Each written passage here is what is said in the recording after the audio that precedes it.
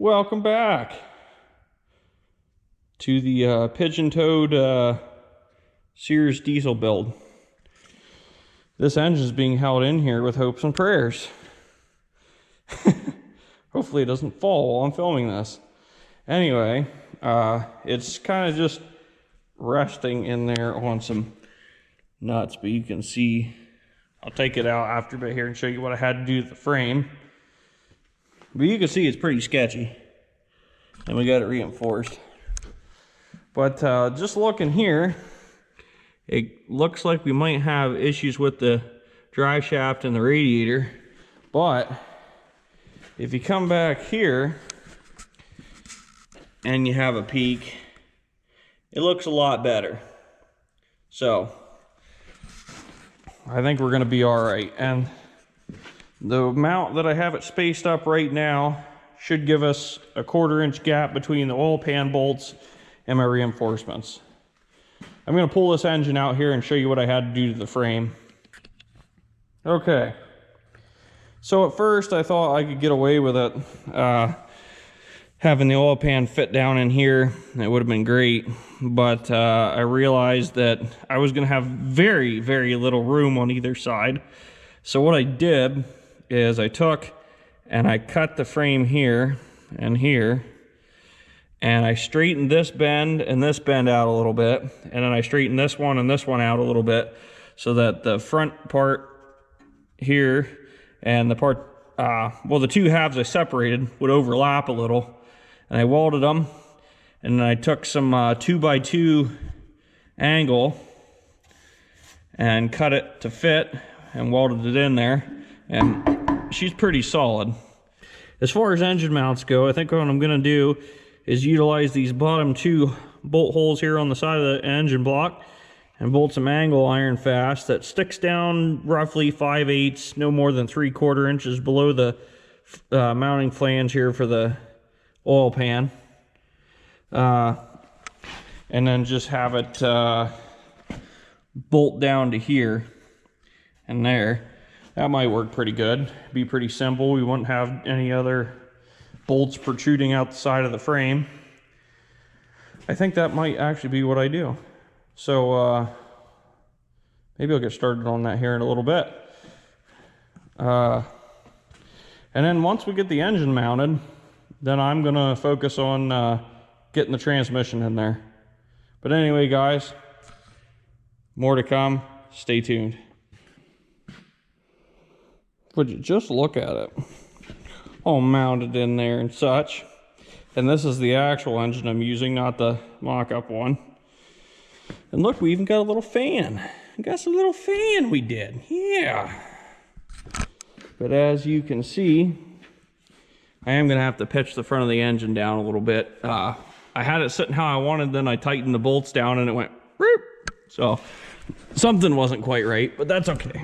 But as you can see, plenty of room for the oil pan all around there, all nice and neat. Well, or something like that. But anyway, this Aaron's S14H is about to give up that booty. Let's get her out of there. Okay, kids.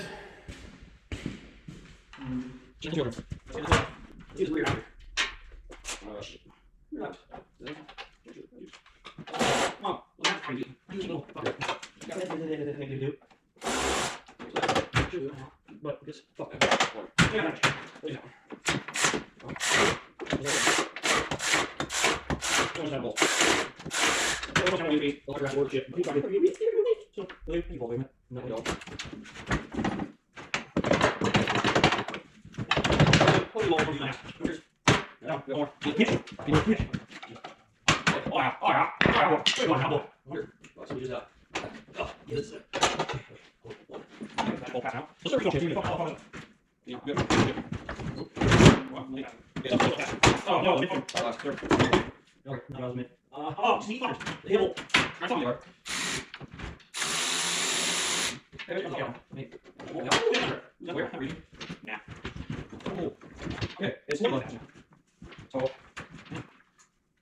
Yeah, all right. What the hell? This is all on here.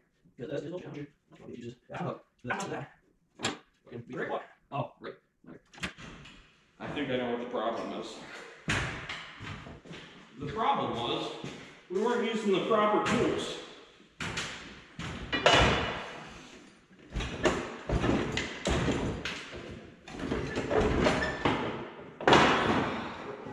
Oh, I'm not sure this is actually gonna work. Fuck. Well, if this doesn't work, I don't know what to do, because this is all I know how to do is reef and pry and shit.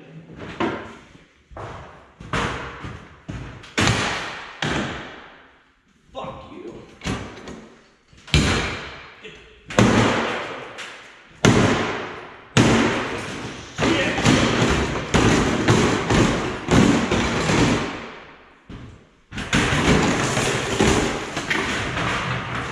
I'm sorry if you like Aaron's tractors.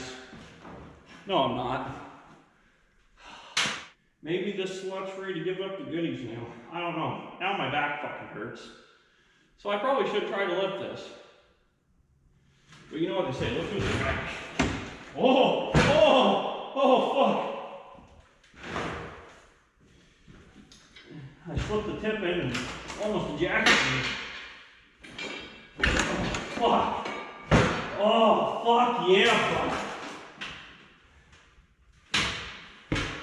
Now we're fucking cooking.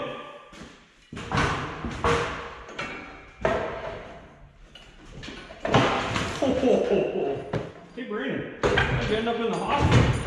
Oh, you know, I'm fucking stupid. All right. Oh, dude. You're the whole fucking tractor. All right, kids, I'm tired of beating my dick off. This clip's been recording for 15 minutes, and you see how far we made it. So, you know, I'll come back when I actually get the fucking thing out.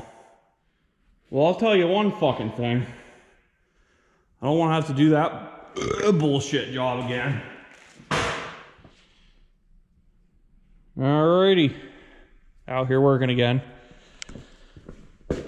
We got, if you remember back to when I was trying to stick the, like it was so long ago, the Cub Cadet transmission in, I'd cut out part of the hitch plate in here, which I welded back on, and I decided that instead of doing what Hugh did and try utilizing, well, he had factory hydro mounts here that would hook onto right here on the differential and grab a hold of here.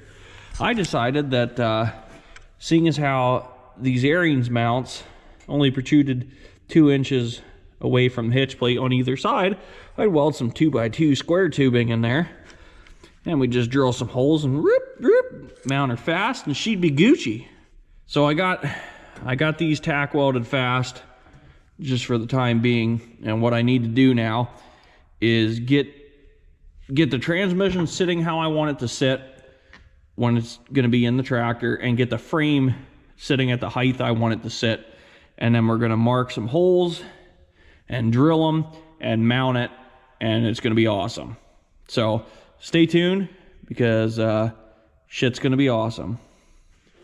Oh, and ironically enough, these are the wheels that came on the tractor when I got it, and they're Craftsman GT18 wheels, actually front and back. And the back wheels for sure I think are gonna work. I've just taken them and flipped them around so that they sit inboard a little more, because this Airings axle is wide. All right, let's get to work. Well, let's have a peek underneath this thing so we know there's no tricks going on here. Oh yeah, look at that. And a dang thing holding nothing up. She is mounted. Look at that booty. Oh yeah. Whoa, whoa, this ain't that kind of video. But she is a roller. Look at that. Awesome. I am like beyond freaking tickled at this point. And I think I got her in there pretty square, pretty much how I wanted it to be, as close to centered forward and back as close to as original as possible. And the offset of the pump, which Hugh warned me about this, isn't too bad. The drive shaft won't have to, the U-joints won't have to work too hard to get to the crank of the engine, I don't think, which you can't really see, but you know. And I do have a drive shaft in line. That'll be awesome. But yeah, I'm just freaking tickled pink right now. And I think what we're gonna do, Hugh had a problem with his twisting with just the back mounts, but his back mounts, I don't think we're gonna hold as strong as these. And the only other mount the Aaron's had was that one right there. And I'm thinking what I'm gonna do is just take a piece of angle, bolt here and bolt there, and that should be good. And of course, I'm gonna finish welding here, but I need to see what I got a clearance out of here for the 3-point hitch to clear. But I'm just beyond happy right now. Like, I've just been waiting for this moment. That just looks right. And you know, now that I'm standing in front of it and looking, it doesn't look like the